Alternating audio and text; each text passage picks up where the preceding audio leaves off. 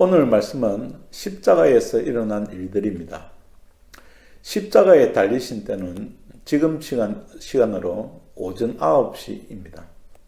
그리고 오후 3시에 숨을 거두셨습니다. 십자가는 손과 발에 못 박힌 고통은 물론이며 숨을 쉴 때마다 큰 고통을 겪는다고 합니다. 그렇게 6시간 동안 지내신 것입니다. 십자가에 달리신 6시간 동안에 특별한 현상이 있었습니다.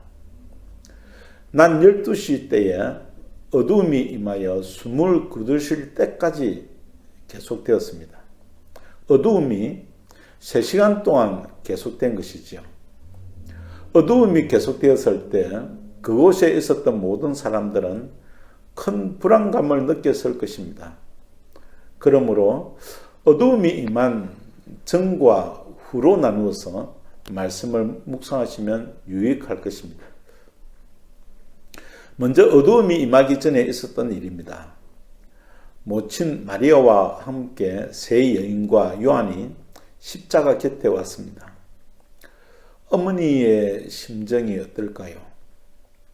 그는 어머니에게 아들이라 하시고 요한에게 어머니로 모시도록 부탁하십니다. 인간으로 오신 하나님께서 낳아주신 어머니에 대한 존경입니다. 그리고 조롱하는 자들이 있었습니다. 무리들, 대제사장과 서기관과 장로들, 그리고 군병들과 같이 달린 강도입니다. 이들이 비난하는 것은 하나님께서 보내신 자는 십자가에 달릴 수 없다는 것이지요. 그러므로 예수님이 유대인의 왕, 즉 그리스도가 될 수 없다는 것입니다. 십자가에 달렸었기 때문에 예수님의 모든 것이 거짓이었다고 생각하는 것이지요. 비난하는 무리들은 예수님께서 사역하실 때부터 따라다니며 바리새인들과 함께 비난하였고 이들이 빌라도에게 죽게 해달라고 외쳤던 자들입니다. 그런데 예수님께서는 십자가에서 아버지여 저희를 사하여 주옵소서 자기의 하는 것을 알지 못함이니이다 라고 기도하셨습니다. 그때 옆에 있는 강도까지 비난합니다. 다른 강도는 이를 책망하고 자신의 죄를 회개하고 예수님의 나라가 임할 때 자신을 불쌍히 여기도록 간구합니다. 예수님께서 그에게 구원을 약속하셨습니다. 예수님께서 육신의 마지막 순간에 구원의 놀라운 은혜를 보여주셨습니다. 구원은 죄의 회개와 예수님 나라와 강구를 통해서 이루어짐을 선포하신 것입니다. 그러므로 언제라도 강도와 같이 고백할 때는 즉각적으로 구원이 임하는 것을 확신해야 할 것입니다.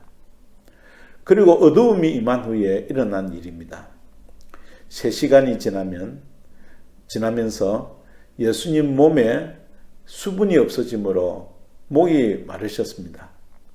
이미 예언된 시편 69편 21절 말씀이 성취되었습니다. 예언대로 신포도주를 받으셨습니다. 그리고 오후 3시가 되었을 때에 고통 가운데 크게 소리를 지르십니다. 엘리 엘리 라마 사박다니. 원망이 아니라 십자가의 극심한 고통 가운데 외치는 말씀이셨습니다. 우리의 죄에 대한 하나님의 저주를 감당하시는 고백입니다. 이로써 우리의 모든 죄는 하나님의 저주에서 벗어나게 된 것입니다.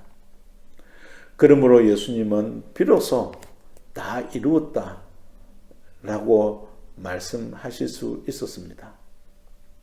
그리고 아버지 하나님께 내 영혼을 아버지의 손에 부탁하나이다 라고 간구하시며 운명하셨습니다. 구원받은 성도는 십자가에서 하신 7 말씀을 잊지 말아야 할 것입니다. 이는 우리의 믿음을 지키기 위한 축복의 말씀입니다. 7 말씀을 묵상하는 하루가 되어야겠습니다.